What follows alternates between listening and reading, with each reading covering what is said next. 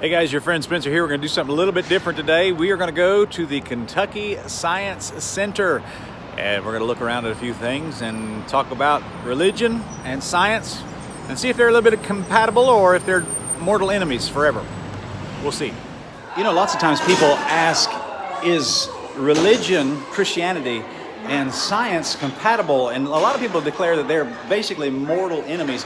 Well, I don't think that's the case. I would say that secularism and Christianity are mortal enemies because one lives off reason, the other operates by faith. And so those two are incompatible. But I think true science, demonstrable, repeatable science that can be proven time and time and again in a science lab is really not the enemy of Christianity. The truth is that there have been many good Christian people, Bible-believing people, who were great scientists. The man who invented the MRI was a Christian.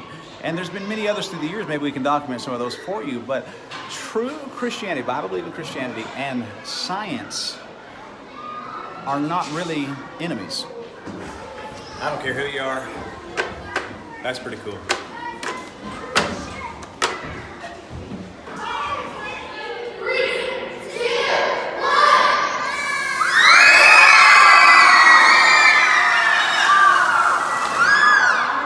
The problem with a lot of science today, modern science, is that it tries to answer questions about where we come from and how we got here without taking God into the equation, so therefore it becomes secular humanism, which most people don't realize, but secular humanism is a theology. It is a theological viewpoint. I mean, just like atheism is a theological viewpoint. The definition of theology is a belief or teaching about God. And so if you're an atheist, that's your theology. And so this is an exhibit here, and it talks about the masterpiece of life, and it tries to explain that. It says, the universal wonder of human birth forever captivates and awes us. How do tiny cells become people we love? How did we begin? Well, the only way you're going to answer that is, that is a religious question. Okay, so you have to realize that is a religious question, and the only way you can answer that is theologically. And so science has to, just by its very nature, when it starts asking questions like that, you have to go to a religious view. You have to. And the problem is that at that point, when they get into all that, they just become a religion. They have a time machine here. They're going to tell me what I look like in 20 years. So let's see what happens. There's only two genders. Oh, what if, okay, well. Everything is going to die. It is going to be amazing. As you can tell, people are perishing in the floods of the century here in Kentucky. And make sure that you have your insurance paid up because you're about to be in big trouble. All right, so we're leaving the Science Center, and it might get a little loud out here, but you know, I want to just say a word. All that stuff we did in there was just fun, just goofy stuff. But I want to say a word here about science versus religion. The truth is that there is no real clash between the two ideas. Science and religion, especially, let me just put it this way, science and Christianity are perfectly compatible. Science is an observable thing, and it is a repeatable thing. You start with a hypothesis and you test it in a lab setting, and you can do it again and again and again, and that's really what science is. Now, the secular world and the college campuses of today are always promoting the idea that, well, if you believe in science, then you can't be a Christian. And you believe in science, then you can't believe the Bible. And that's not true at all. I mean, the people that are saying that, first of all, they don't even know what the Bible says. Second of all, they're not pumping science. That's not what they believe. There is no clash between Christianity and science, but there is a gigantic clash between secular humanism and Christianity. That's where the issue is. It is not an issue of science versus religion. It's an issue of secular humanism versus Christianity. And that's why in the college campuses of today, everybody is taught, evolution, and everybody's taught, just whatever, transgender stuff, and all these secular humanist agendas are being promoted.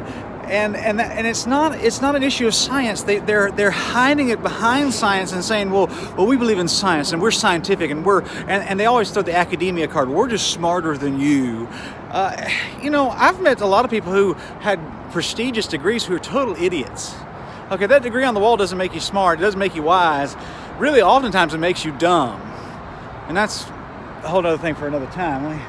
Let me look both ways. I'd hate to get killed on a video here. So, but the truth is that there is a clash between secular humanism and Christianity, not science and Christianity. That's the big difference. The problem with people of today is that they're playing word games with you. They don't call it I'm for the slaughter of unborn babies. They call it pro-choice. Okay, they're always putting words on there and changing the vocabulary of sin to make it sound more prestigious, and that's a problem. So, that being said, I want to tell you this: that the Bible has always been on the right side of true science. It always has been. For example, there was a man, Matthew Maury. He was an oceanographer back years ago, and he's often quoted as one of the fathers of oceanography. He read, I believe it was Psalm 8, if I remember correctly, and he talked about how the Lord opened up his eyes of understanding about oceanography from the Bible. Okay, there's been verses like in, I think, Job 38, verse 35, if I believe, who can send the lightnings forth and say, I'm paraphrasing just a little bit there, who can send the lightning forth and say, therefore here we are? Okay, that's modern communications. That's a text message. That's a phone call. That's an electronic means of communication saying, here we are. That's in the book of Job, man. That's in the book of Job. And then also, the second law of thermodynamics is taught in the book of Isaiah. I believe it's chapter 51, where it says the heavens and the earth doth wax old as a garment, and it talks about how energy is transferred and that kind of stuff. So true science, observable, repeatable, seeable science has never gone against the scriptures, never has, and it never really will, because the God who wrote the Bible is the God who created this whole world, and he knows it inside and out. He knows it better than you do, knows it better than I do. And so that is the issue. It's not an issue of Christianity versus religion. It's not an issue of science versus Christianity. It's an issue of secular humanism versus Christianity. And yes, there will always be a clash there. The problem with modern so-called science is that it is a religion feigning academia, feigning science. It is a godless, heathen religion, secular humanism, that is pretending to be a science so that it can be paid for by the state and be funded by your tax dollars. That's really all it is. It's a big con job. And these people that are into all this, if you look through Romans chapter 1, the first thing they have to do is that they have to deny who God is.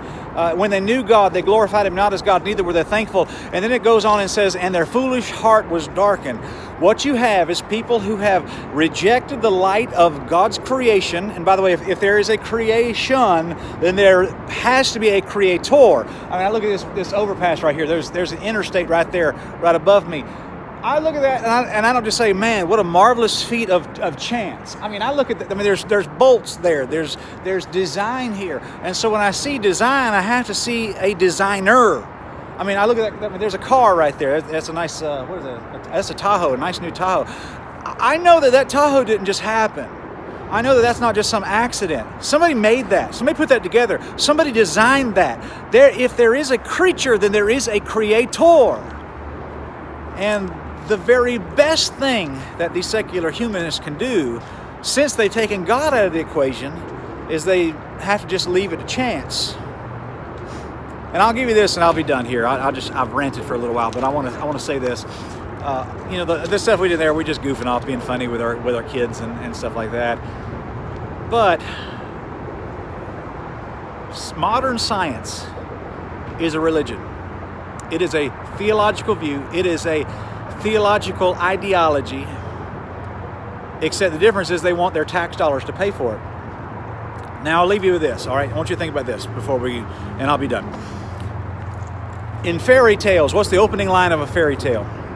It's this: a long time ago and very far away. That's the opening line of a fairy tale. Long ago and far away. Well, evolution is a fairy tale. modern science is a fairy tale, because much of these theories that the beliefs that they put out there, they always start with the idea of millions of years ago. I mean, is it possible the Grand Canyon was formed in just a short amount of time when the flood dried off and the flood came off in Noah's day?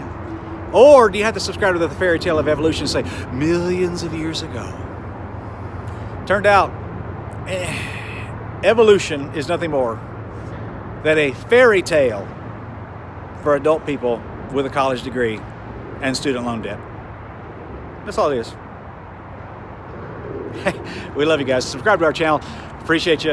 And just remember, it's not an issue of science versus Christianity. It's the issue of secular humanism versus Christianity. That's the issue. God bless you, friend. Thanks.